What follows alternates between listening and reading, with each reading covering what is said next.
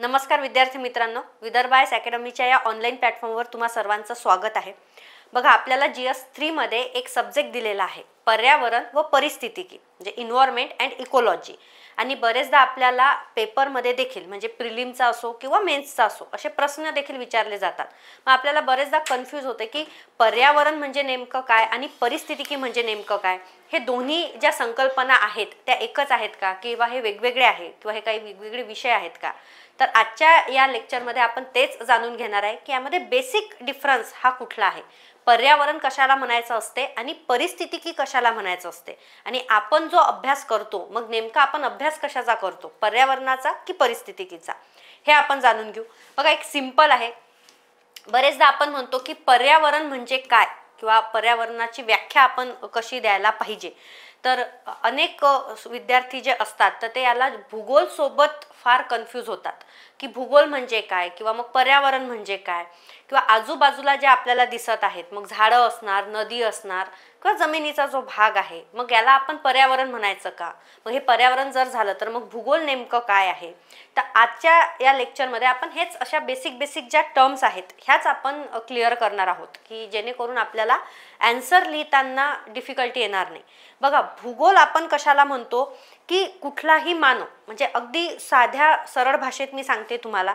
बघा, एकदम मानव तुम्ही कन्सिडर करूच नका, व्यक्ती तुम्ही कन्सिडर करू नका, अदरवाईज सजीवही कन्सिडर करायचा नाही आहे। म्हणजे अगदी जनरलाइज म्हणायचं झालं तर सजीवा व्यतिरिक्त पृथ्वी जी तयार झाली आणि या पृथ्वीवर जी अनेक भूरूपे तयार झाली, या सर्वांना एकंदरीत आपण भूगोल म्हणणार। किंवा रादर पृथ्वीची निर्मिती झाली, पृथ्वीची निर्मिती झाल्यानंतर पृथ्वीवर अनेक गोष्टी तयार झाल्या ज्याला आपण भूरूपे म्हणतो। काही उंच भाग तयार झाला, काही खोलगट भाग तयार झाला, पाण्याचा काही भाग तयार झाला, त्यानंतर अनेक वन तयार झाले।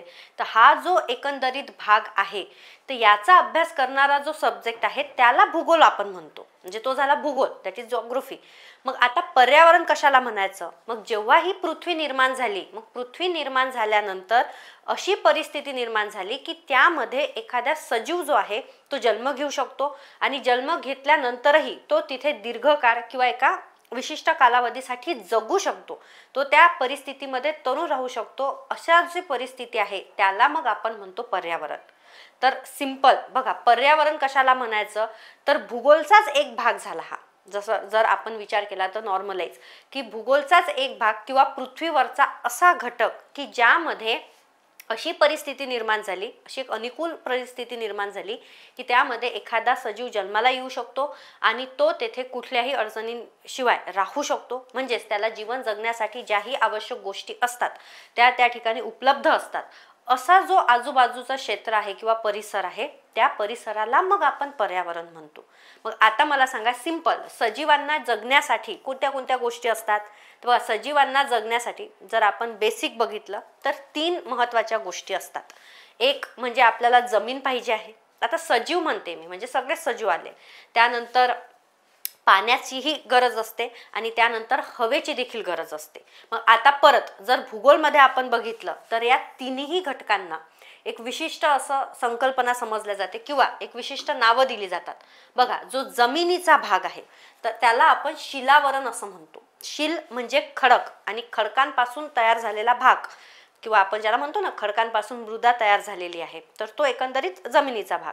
तर हे जे जमिनीचा भाग आहे मग याचं जे आवरण पृथ्वीवर आहे त्याला आपण म्हणणार शिलावरण।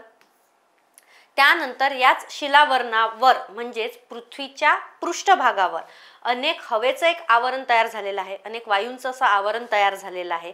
मग या वायूंच्या आवरणाला आपण काय म्हणणार तर आपण म्हणणार वातावरण। म्हणजे इथं प्रमुख घटक जो असतो तो असतो हवा। आणि त्यानंतर तसंच पृथ्वीवर बघा पाणी देखील आहे। मग हे जे पाण्याचा स्रोत आहे किंवा पाण्याचं जे आवरण आहे या पाण्याच्या आवरणाला आपण म्हणणार जलावरण।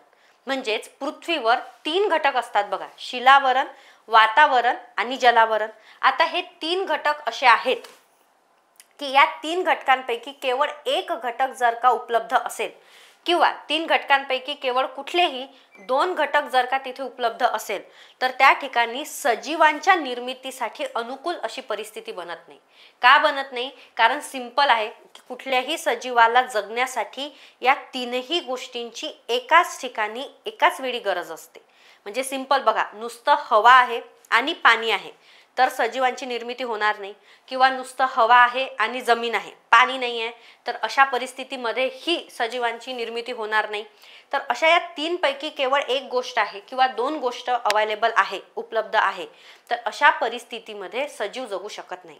तर मग सजीवांना जगण्यासाठी काय लागत असते, तर सजीवांना जगण्यासाठी 3ही गोष्टी म्हणजे शिलावरण, वातावरण आणि जलावरण या 3ही गोष्टी पाहिजे असते. पण त्यामध्ये महत्त्वाची कंडिशन आहे की त्या एकाच ठिकाणी एकाच वेळी असायला पाहिजे. मग आता संपूर्ण पृथ्वीवर असा जो भाग असतो की ज्या ठिकाणी 3 गोष्टी म्हणजे कुठल्या कुठल्या, पाणी, हवा आणि जमीन या एकाच ठिकाणी उपलब्ध आहे, म्हणजेच शिलावरणही आहे. बघा, शिलावरणला आपण इंग्लिशमध्ये लिथोस्फिअर असं म्हणतो. मग शिलावरणही आहे, त्यानंतर जलावरण म्हणजे हायड्रोस्फिअरही आहे, आणि त्यानंतर ॲटमॉस्फिअर म्हणजे वातावरणही आहे. मग हा जो असा भाग असतो ज्या ठिकाणी 3ही गोष्ट एकाच वेळी एकाच ठिकाणी उपलब्ध आहे, अशा एरियाला म्हटल्या जाते जीवावरण. म्हणजेच हे काय झालं, बायोस्फिअर. मग पृथ्वीवर जीवावरण आहे म्हणजेच काय, तर पृथ्वीवर शिलावरण, वातावरण आणि जलावरण ह्या 3ही गोष्टी एकाच क्षेत्रामध्ये उपलब्ध आहे. आणि हे असं क्षेत्र असते की ज्या क्षेत्रामध्ये सजीवांच्या वाढीसाठी किंवा सजीव जन्माला येण्यासाठी अनुकूल परिस्थिती असते. म्हणजे इथे काय येणार, सजीवांची निर्मिती होणार असं आपण म्हणू. मग आता मला सांगा, हा जो एरिया आहे जिथं सजीवांची काय होणार, निर्मिती होणार किंवा सजीव जन्माला येऊ शकतात आणि तिथे सजीव दीर्घकाळासाठी राहू देखील शकतात. का बरं, कारण तिथली परिस्थिती अनुकूल आहे. हे जे जीवावरणामध्ये सजीव जो राहतोय, तर त्या सजीवाच्या आजूबाजूला असलेलं हे जे क्षेत्र असतात त्या क्षेत्राला मग आपण म्हणतो पर्यावरण. म्हणजे पर्यावरण हे कशाच्या अनुषंगाने असतात, तर पर्यावरण हे सजीवांच्या अनुषंगाने असते. म्हणजे सिंपल येणार की पृथ्वीवर एक असं क्षेत्र आहे की ज्या ठिकाणी एखादा सजीव जन्माला येऊ शकतो. आता तो सजीव तिथे जन्माला आला तर तो जन्माला आल्यानंतर त्याला अनेक गोष्टींची गरज पडणार. त्यात प्रमुख गरजा कुठल्या आहेत, तर त्यात 3 आहे, हवा आहे, पाणी आहे आणि जमीन आहे. मग त्याच्या आजूबाजूला असलेला परिसर की ज्या ठिकाणी या 3ही गोष्टी अवेलेबल आहे त्याला म्हटल्या जाणार पर्यावरण. त्यामुळे आपण पर्यावरण हा जो कन्सेप्ट आहे त्याला आपण सजीव केंद्रित कन्सेप्टही म्हणू शकतो की सजीवाला जगण्यासाठी सजीवाच्या अनुषंगाने त्याच्या सभोवताली जे घटक असतील त्याला म्हटल्या जाणार मग पर्यावरण. म्हणून बघा, आपण पर्यावरणाची एक सिंपल डेफिनेशन जी आहे ती कशी देतो, तर बघा, पर्यावरण हा जो शब्द आहे तर त्याची व्याख्याच करताना आपण असं करतो की सर्व बाजूंनी असलेले आवरण म्हणजेच ते काय झालं, पर्यावरण. पण कोणाच्या सर्व बाजूंनी येणार, तर ते एका विशिष्ट सजीवांच्या सर्व बाजूंनी येणार. मग आता हा जो शब्द आहे हा कुठनं आला, तर बघा, पर्यावरण हा जो विषय आहे हा सुरुवातीला युरोपमध्ये तयार झाला. विषयाची सुरुवात युरोपमध्ये झाली, तर आपण असं म्हणू की हा विषय इंग्लिशमध्ये पहिले आला. मग असं जर का आपण कन्सिडर केलं तर पर्यावरणाला इंग्लिशमध्ये आपण म्हणतो इन्व्हायरमेंट. बरोबर आहे. आता हे जे इन्व्हायरमेंट आहे, तर इन्व्हायरमेंट या शब्दाची जर आपण फोड केली तर तो शब्द कसा तयार होणार, इन्व्हॉर आणि मेंट. मग आता बघा, हा फ्रेंच शब्द आहे. इन्व्हायरमेंट हा जो आहे हा फ्रेंच शब्द आहे. त्यामध्ये इन्व्हॉल्व याचा अर्थ काय असतो, तर याचा सरळ अर्थ असतो की सभोवतालचा प्रदेश. आणि आपल्याला काय करायचं आहे, त्या सभोवतालच्या प्रदेशाचा अभ्यास करणं म्हणजेच काय झालं, पर्यावरण. म्हणून याचं मराठीमध्ये देखील आपण कशी फोड करणार, पर्यावरण म्हणजे काय, परी प्लस आवरण. म्हणजेच आजूबाजूच्या घटकांनी बनलेलं जे आवरण आहे ज्यामध्ये सजीव जन्माला आलेला आहे त्याला आपण म्हणणार पर्यावरण. इथपर्यंत क्लिअर झालं. तर बघा, सिंपल आहे. भूगोल म्हणजे लक्षात आलं का आता तुमच्या, भूगोलमध्ये आपण सजीव आहे की नाही ही गोष्ट मॅटर करत नाही.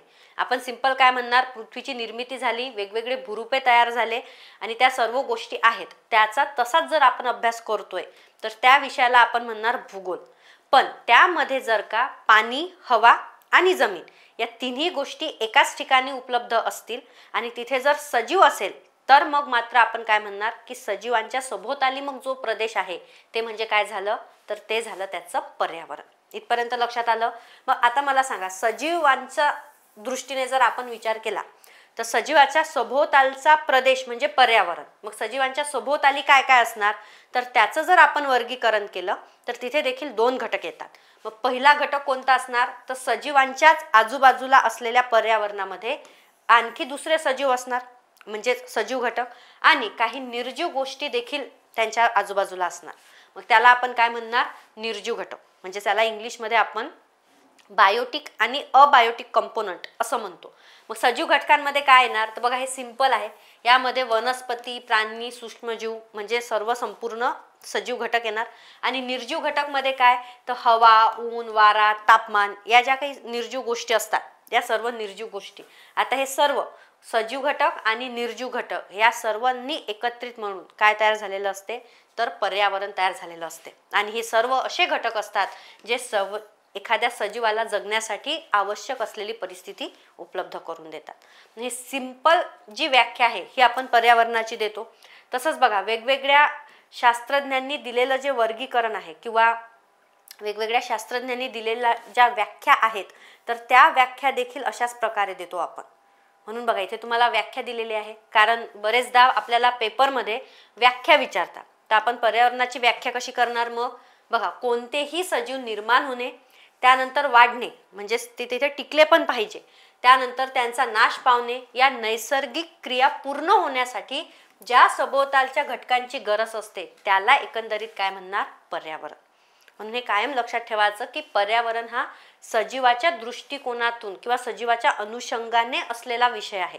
की एखादा सजीव जर का जगत आहे किंवा तो जन्माला आला तर तो जन्माला येणं, त्यानंतर तो तिथे टिकून राहणं म्हणजेच तो जगणं किंवा त्याचं वाढ होणे, त्यानंतर त्याचा मृत्यू होणे या सर्व ज्या गोष्टी आहेत या घडून येण्यासाठी जी आजूबाजूची परिस्थिती महत्त्वाची असते, त्यांची जी गरज असते तिला आपण काय म्हणणार पर्यावरण. किंवा याची अल्टरनेट व्याख्या तुम्ही अशी देखील करू शकता, सजीवावर प्रत्यक्ष वा अप्रत्यक्षपणे परिणाम करणाऱ्या घटकांचे भूजैविक दृश्य म्हणजेच काय पर्यावरण. ते सिंपल आपण अशा पद्धतीच्या व्याख्या ज्या आहेत पर्यावरणाच्या त्या करू शकतो. मग आता पर्यावरण जर हे आहेत तर पर्यावरणमध्ये नेमकं काय काय येणार तर बघा हे पेपरमध्ये आपल्याला विचारतात त्यामुळे आपण एकदम शॉर्टली बघून घेऊ. पर्यावरणमध्ये काय येणार तर पर्यावरणामध्ये सजीव आणि निर्जीव, पण त्यालाच पर्यावरणीय भाषेत आपण काय म्हणतो बघा पर्यावरणीय भाषेत सजीवांना म्हटल्या जाते जैविक घटक. सरळ लक्षात ठेवायचं की प्रत्येक सब्जेक्टची एक लँग्वेज असते, तसंच पर्यावरणामध्ये मग सजीवांना आपण काय म्हणणार जैविक घटक. यामध्ये सर्व सजीव येणार. आणि अजैविक घटक म्हणजे कुठले तर मग ज्याही निर्जीव गोष्टी आहेत त्या सर्व काय येणार अजैविक घटकांमध्ये. एक सिंपल वर्गीकरण. मग आता हे वर्गीकरण झाल्यानंतर पर्यावरणाचे आपण किती प्रकार करू शकतो तर बघा सिंपल आहे, पर्यावरणाचे आपण 4 प्रकार करू शकतो. बघा पहिला जो आहे तो आहे नैसर्गिक पर्यावरण. आता हा राज्यसेवेला आलेला PYQ देखील आहे की पर्यावरणाचं वर्गीकरण कशा करू शकता तुम्ही किंवा पर्यावरणाचे प्रकार कोणते कोणते असतात. मग आता व्यक्तीला जगण्यासाठी आवश्यक असलेली परिस्थिती ही कशा पद्धतीने निर्माण झालेली आहे या घटकाच्या आधारावर तुम्ही पर्यावरणाचं वर्गीकरण नैसर्गिक पर्यावरण आणि मानवनिर्मित पर्यावरण असं करू शकता. मग आता नैसर्गिक पर्यावरण म्हणजे काय तर सिंपल आहे की तिथे व्यक्तीचा कुठलाही रोल नाही किंवा व्यक्तीची कुठली भूमिका नाही. जे परिस्थिती निर्माण झालेली आहे अनुकूल परिस्थिती तर ती नैसर्गिक पद्धतीने तयार झालेली आहे विदाऊट एनी ह्युमन इंटरफरन्स. तर मग अशा वेळेस त्याला काय म्हणणार आपण नैसर्गिक पर्यावरण. म्हणजेच बघा मानवी हस्तक्षेपाशिवाय तयार असलेला जो प्रदेश होता तो म्हणजे झालं नैसर्गिक पर्यावरण. मग या व्यतिरिक्त किंवा या उलट कुठलं येणार दुसरं तर दुसरं येणार मानवनिर्मित पर्यावरण. मग आता मानवनिर्मित पर्यावरण म्हणजेच काय तर एखादा सजीव जगला पाहिजे अशी परिस्थिती जर का व्यक्ती स्वतःहून तयार करत असेल तर मग त्याला काय म्हणायचं आहे मानवनिर्मित पर्यावरण. म्हणजे नावावरूनच लक्षात येते की मानवाने नैसर्गिक परिस्थितीमध्ये स्वतःला अनुकूल असे घडवून आणलेले जे बदल आहेत किंवा अशी एकंदरीत परिस्थिती जरी असेल तर मग त्याला म्हणायचं मानवनिर्मित पर्यावरण. तर तुम्ही असंही वर्गीकरण करू शकता की याची निर्मिती कोण करते. अदरवाईज आणखी दुसरा आयाम आहे की हे जे पर्यावरण तयार होतोय तर पर्यावरणामध्ये कुठला घटक महत्त्वाचा आहे हा जर आयाम तुम्ही कन्सिडर केला तर मग आपण पर्यावरणाचं वर्गीकरण भौतिक पर्यावरण आणि रासायनिक पर्यावरण असं देखील करू शकतो. मग भौतिक पर्यावरण ज्यालाच आपण इंग्लिशमध्ये फिजिकल इन्व्हायरमेंट असं म्हणतो आणि रासायनिक पर्यावरण म्हणजेच कुठलं झालं हे तर मग हे झालं केमिकल इन्व्हायरमेंट. मग आता यामध्ये फरक काय असणार तर सिंपल जर व्यक्तीच्या आजूबाजूला जो परिसर आहे किंवा व्यक्तीच्या आजूबाजूला जी परिस्थिती आहे त्यामधल्या तुम्ही जर केवळ भौतिक गोष्टी कन्सिडर करत असणार फिजिकल कंपोनंट जर तुम्ही कन्सिडर करत असणार तर मग त्याला भौतिक पर्यावरण म्हणायचं. मग आता भौतिक गोष्टी कुठल्या कुठल्या येते तर बघा तापमान आहे, जे व्यक्तीच्या किंवा सजीवाला आवश्यक असते, त्यानंतर प्रेशर असतात, बल ॲटमॉस्फेरिक प्रेशर, त्यानंतर लाईट असते, त्यानंतर अनेक प्रवाह असतात, त्यानंतर वारे असतात. तर ह्या ज्या फिजिकल गोष्टी आहेत ज्या महत्त्वाच्या आहेत, तुम्ही त्या फक्त कन्सिडर करत असाल तर ते झालं मग फिजिकल इन्व्हायरमेंट. उलट या व्यतिरिक्त बघा, केमिकल इन्व्हायरमेंटमध्ये कोणते झाले, तर मग जेवढेही केमिकल्स येणार जे व्यक्तीच्या आजूबाजूच्या परिस्थितीमध्ये आहेत, मग ह्या सर्व जर केमिकलवर तुम्ही कन्सिडर करत असाल किंवा केमिकलला तुम्ही फोकस करत असाल तर मग ते काय झालं, तर ते झालं केमिकल इन्व्हायरमेंट. तर अशा पद्धतीने आपण पर्यावरणाचं वर्गीकरण देखील करू शकतो. तर तुम्हाला राज्यसेवेला हा PYQ देखील विचारण्यात आला होता की खालीलपैकी कुठले घटक हे भौतिक पर्यावरणाची उदाहरणे आहेत. तर असे सिंपल प्रश्न आपल्याला राज्यसेवेला येत असतात. तर तुम्हाला असे हे कन्सेप्ट जे आहे छोटे छोटे हे लक्षात ठेवायचं आहे. ठीक आहे. मग आता हे झालं पर्यावरण, इथपर्यंत तुम्हाला लक्षात आलं असेल. त्यानंतर आपण त्याच्या व्याख्या देखील बघितल्या. मग आता नेक्स्ट जो कन्सेप्ट येतो त्याला आपण म्हणणार परिस्थितिकी. परिस्थितिकी म्हणजेच इथं आपल्याला दिलेला आहे इकोलॉजी. आता बघा, पर्यावरणामध्ये तुम्हाला अनेक शब्द येतात. आणखी तुम्हाला एक शब्द येणार परिसंस्था म्हणजेच इकोसिस्टीम. तर यामध्ये कन्फ्यूज व्हायचं नाही आहे. आपण कुठलं बघतोय सध्या, आता आपण बघतोय इकोलॉजी म्हणजेच काय. मग आता आपण आधी इन्व्हायरमेंट कन्सिडर करू, पर्यावरण कन्सिडर करू. बघा, भूगोल आणि पर्यावरण यामधला फरक तुमच्या लक्षात आला असेल. आता आपण कुठला डिफरन्स बघणार आहे, पर्यावरण आणि परिस्थितिकीमधला. मग आता पर्यावरण म्हणजे काय, तर हे तुमच्या लक्षात आलेलंच असणार की एखादा सजीव असेल आणि त्या सजीवाला जीवन जगण्यासाठी आवश्यक असलेला जो गोष्टी आहेत जे त्याच्या आजूबाजूला आहेत, त्या आजूबाजूच्या परिसराला आपल्याला काय म्हणायचं आहे, पर्यावरण म्हणायचं आहे. मग केवळ हा कन्सेप्ट जर तुम्ही कन्सिडर करून अभ्यास करतो म्हटलं तर आपल्याला एक्झॅक्ट आपला फोकस कशावर असायला पाहिजे किंवा आपण कोणत्या गोष्टीचा अभ्यास करायला पाहिजे याचं क्लॅरिफिकेशन येत नाही. कारण सिंपल आहे. मला सांगा, एक नॉर्मल जर आपण एक नॉर्मल एक्झाम्पल जर आपण कन्सिडर केलं तर मला सांगा, कुठलाही सजीव कुठे राहणार किंवा तो त्याचं वास्तव्य मॅक्झिमम कुठे असणार, तर ज्या ठिकाणची परिस्थिती त्याच्यासाठी अनुकूल आहे त्याच ठिकाणी त्याचं वास्तव्य असणार. मग आता जर तो त्या ठिकाणी राहतोय तर तो कशा पद्धतीने राहतोय, मग आजूबाजूच्या परिसरातील कुठली गोष्ट नेमकी त्याला राहण्यासाठी मदत करते, कुठली गोष्ट त्याच्यासाठी हानिकारक आहे, कुठली गोष्ट अशी आहे की ज्याचा त्या सजीवाला कुठलाही फायदा होत नाही आहे. तर आपल्याला एक्झॅक्ट कुठलंच रिलेशन, कुठलाच संबंध इथे लक्षात येत नाही किंवा जो अभ्यास आहे तो मग फार ब्रॉड होऊन जातो किंवा अभ्यास करण्यासाठी एक आपल्याला जी लिंक असते ती पण सापडत नाही. कारण सिंपल आहे, जिथे अनुकूल परिस्थिती असणार तिथे सजीव आढळून येणार. मग अशा टाईममध्ये, अशा केसेसमध्ये नेमका आपण अभ्यास करायचा कसा, हा एक प्रॉब्लेम होता. मग या प्रॉब्लेमलाच सॉल्व्ह करण्यासाठी एक असे शास्त्रज्ञ आले ज्यांचं नाव आहे हेकेल, ज्याचा तुम्ही या साईडनी फोटो बघू शकता. तर यांनी एक कन्सेप्ट दिला मग की पर्यावरणाचा अभ्यास केवळ असं ब्रॉड संकल्पना देऊन आपण करू शकत नाही किंवा यामधून आपल्याला काही साध्यही होणार नाही, कुठली माहितीही मिळणार नाही. मग नेमका अभ्यास कसा करायचा, तर अभ्यास करत असताना आता आपल्याला कन्सिडर करायचं आहे की कुठली गोष्ट कशाला लिंक आहे. मग आता कशाला लिंक आहे म्हणजेच काय, तर बघा मी तुम्हाला एक सिंपल समजून सांगते. बघा, आपण एक कन्सिडर करू की एक सजीव आहे. आता हा एक यक्स नावाचा सजीव आहे कुठला पण. आता हा यक्स नावाचा सजीव पूर्ण पृथ्वीवर कुठे असणार, अशा ठिकाणी ज्या ठिकाणची परिस्थिती त्याच्यासाठी अनुकूल आहे, म्हणजे तिथे हवा, पाणी, जमीन तिन्ही गोष्टी आहे, अशा ठिकाणी तो राहणार. आता अशा ठिकाणी राहत असताना त्याचं जे वास्तव्य आहे हे लिमिटेड असणार. लिमिटेड म्हणजे काय, तर ठीक आहे आपण एक कन्सिडर करू की तो एक व्यक्ती फार तर फार 100 मीटर, म्हणजे एक एक्झाम्पल आपण घेऊ की तो फार तर फार 100 मीटरच्या एरियामध्येच वारंवार आढळून येणार. म्हणजेच काय, तर त्याचं वास्तव्य तिथं आहे, तो तेवढ्याच एरियामध्ये राहतोय, त्याच्या दूर तो फारसा जात नाही किंवा वारंवार तो दूर जात नाही, फक्त तो 100 मीटर एरियामध्ये राहतो. का राहतो, कारण त्याला जगण्यासाठी ज्याही गोष्टींची गरज आहे त्या सर्व गोष्टी त्याला एवढ्या एरियामध्ये आढळून येत आहे.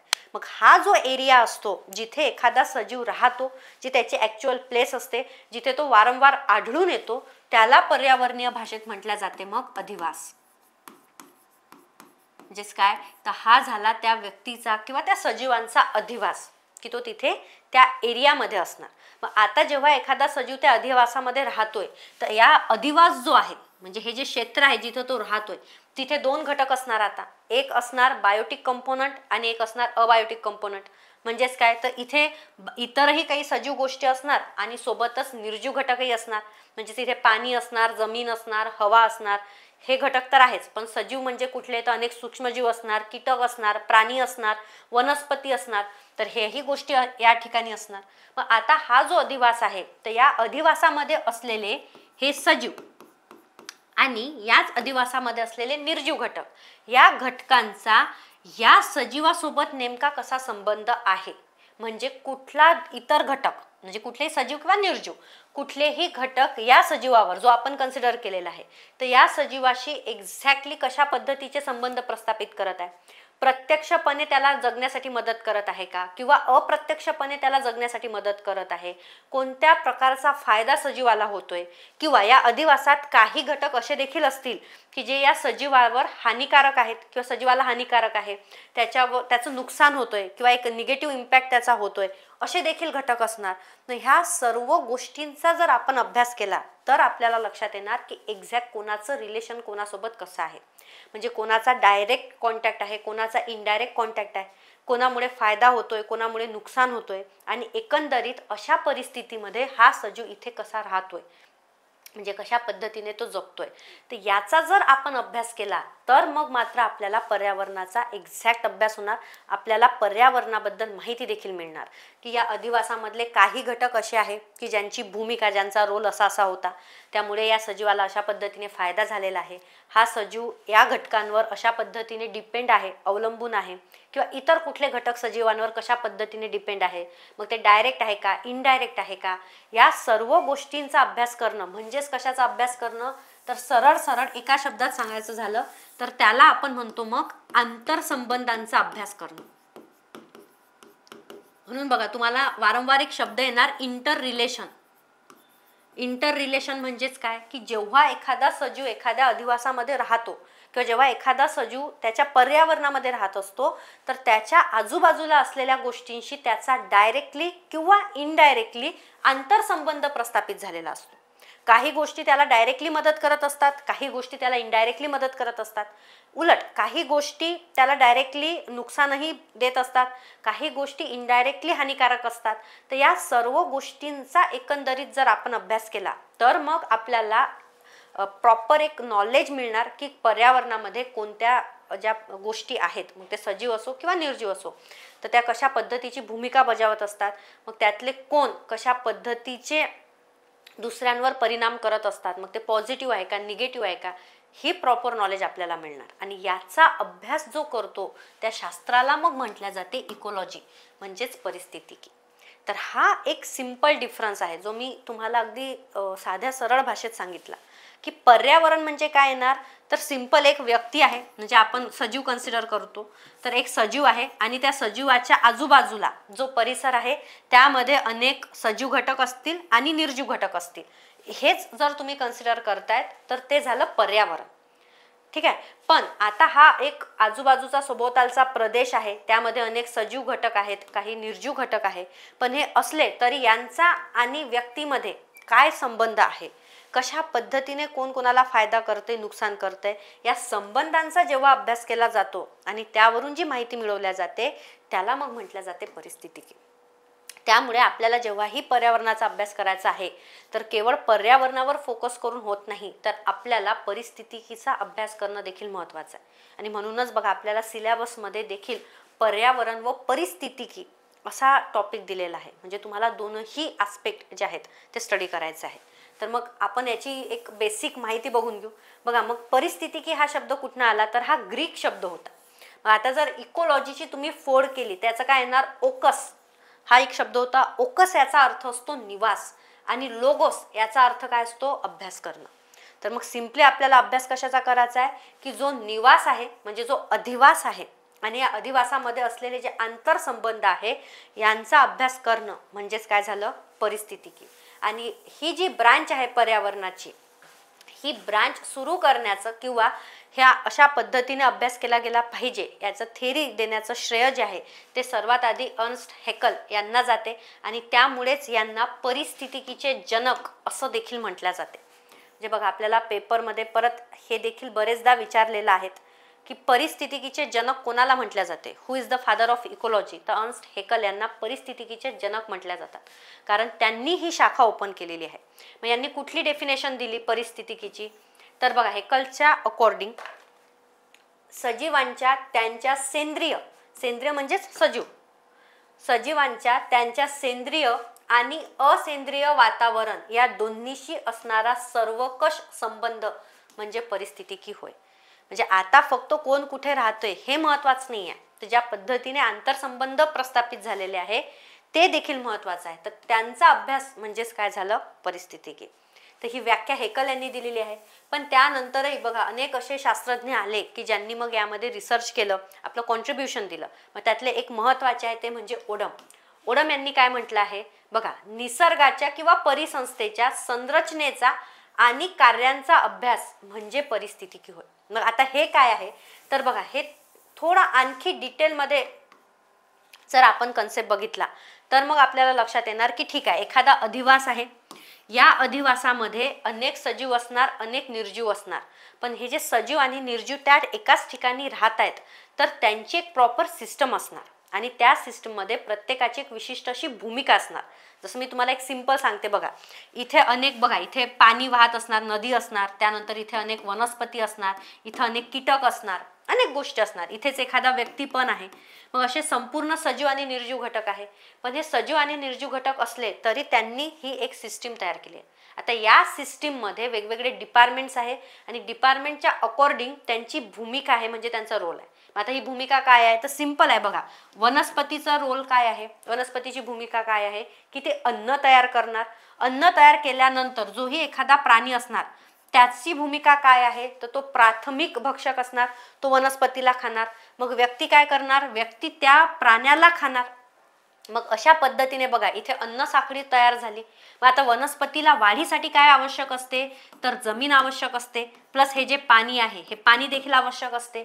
शिवाय या व्यक्तीला देखील वाढीसाठी पाणी आवश्यक आहे.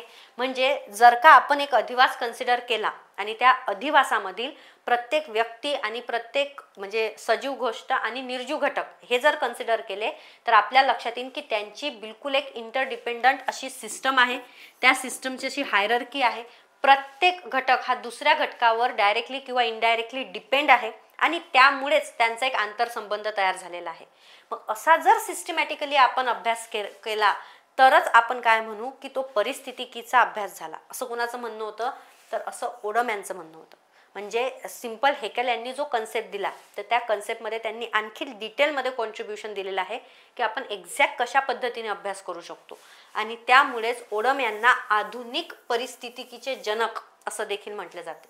म्हणजे फादर ऑफ मॉडर्न इकोलॉजी हे कोणाला म्हटलं जातं, मग ओडम यांना म्हटलं जातं. आणि यांचं कॉन्ट्रीब्युशन काय, तर त्यांनी एक्झॅक्ट वे सांगितलं आहे की कशा पद्धतीने आपण अभ्यास करू शकतो. या व्यतिरिक्त बघा टेलर यांनी पण डेफिनेशन दिलेली आहे. यांचं म्हणणं काय आहे की सर्व सजीवांचे त्यांच्या पर्यावरणाशी असलेले सर्वकष संबंधांचे विज्ञान म्हणजे परिस्थितिकी होय. म्हणजे तुम्हाला 3-4ही व्याख्यांमध्ये संबंधांवर फोकस दिसणार की केवळ व्यक्ती कुठे आहे किंवा सजीव जो आहे तो कुठे राहतोय किंवा तो कोणत्या परिस्थितीमध्ये आहे हे महत्त्वाचं नाही आहे, तर तो ज्याही परिस्थितीमध्ये आहे त्या परिस्थितीमध्ये त्याचे संबंध कशा पद्धतीने प्रस्थापित झालेले आहे याचा अभ्यास करणंही तितकंच महत्त्वाचं आहे. आणि याला आपण काय म्हणणार, तर याला आपण म्हणतो मग परिस्थितिकी. ठीक आहे, तर याचा अभ्यास देखील आपल्याला दिलेलाच आहे. मग आता भारतामध्ये हे कोणी आणलं हेही आपण बघून घेऊ. बघा भारतामध्ये तुम्हाला माहीत असेल की पर्यावरणाचा अभ्यास आता तसं जर बघितलं तर अगदी प्राचीन कालखंडापासून म्हणजे प्राचीन भारतापासून पर्यावरणाचा अभ्यास करण्यात आलेला आहे. इव्हन आपण जर बघतो की भारतातील जो महत्त्वाचा धर्म आहे हिंदू धर्म, तर या हिंदू धर्माची जी निर्मिती आहे तेही कुठेतरी निसर्गावर आधारितच होती. आपण निसर्गपूजक आपला समाज आहे असं आपण म्हणतो. तर त्यामुळे पर्यावरणातील प्रत्येक घटक त्यांची माहिती अगदी सुरुवातीच्या काळापासूनच आपल्या समाजातील लोकांना होती. मात्र त्याचा अभ्यास करण्यासाठी वेगळा असा विषय नव्हता किंवा त्याचा अभ्यास करण्यासाठी एक सायंटिफिक पद्धतीचा वापर करण्यात आलेला नव्हता.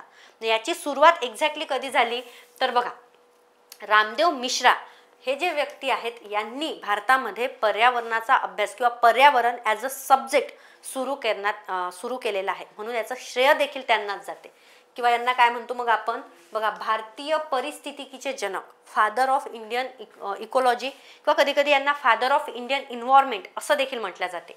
मग यांनी काय केलं, बघा, जीवांचे प्रकार, म्हणजे यांनी दिलेली व्याख्या काय किंवा यांचा फोकस काय होता, जीवांचे प्रकार, त्यांचं कार्य आणि त्यांच्या घटकांमधील परस्पर संवाद यांचा अभ्यास करणं म्हणजेच काय असणार आहे, परिस्थितिकी असणार आहे.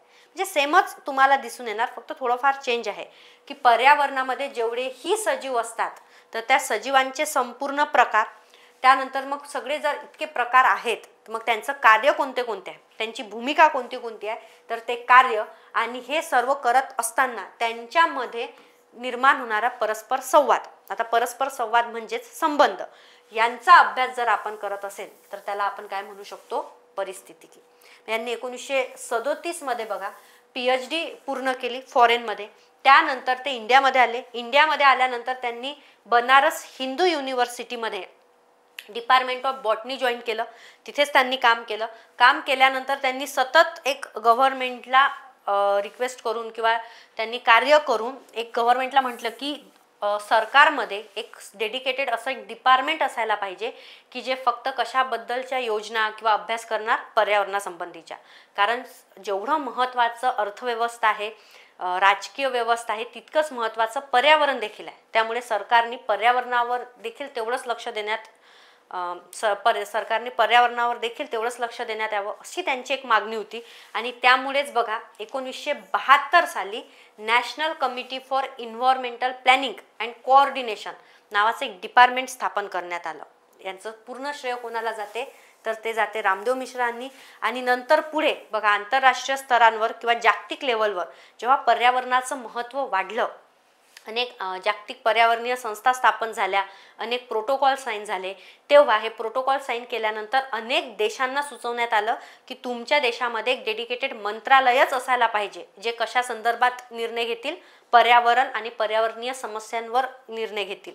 मग त्याच अनुषंगाने भारतामध्ये 1985 साली ministry of environment and forest हे मंत्रालय देखील सुरू करण्यात आलं. तर अशा पद्धतीने हा जो विषय आहे हा विषय भारतात देखील आला. तर आय रिली होप की तुम्हाला हे तीनही जे छोट्या छोट्या टर्म्स होत्या ह्या लक्षात आलेल्या असेल, ज्या आपल्याला बराच वेळा कन्फ्यूज होतात. त्यामुळे भूगोल हा वेगळा आहे, पर्यावरण हे वेगळं आहे आणि परिस्थितिकी हे पर्यावरणाचीच एक शाखा आहे. तर हा कन्सेप्ट तुमच्या लक्षात आलेलाच असेल. बाकी जे आहे म्हणजे याच्या शाखा कुठल्या आहे किंवा यांची संरचना कशी असते हे आपण नेक्स्ट लेक्चरमध्ये बघू. तर तुम्हाला कुठली क्युरीज असेल, डाऊट असेल तर तुम्ही मला कमेंटमध्ये नक्की सांगा. धन्यवाद.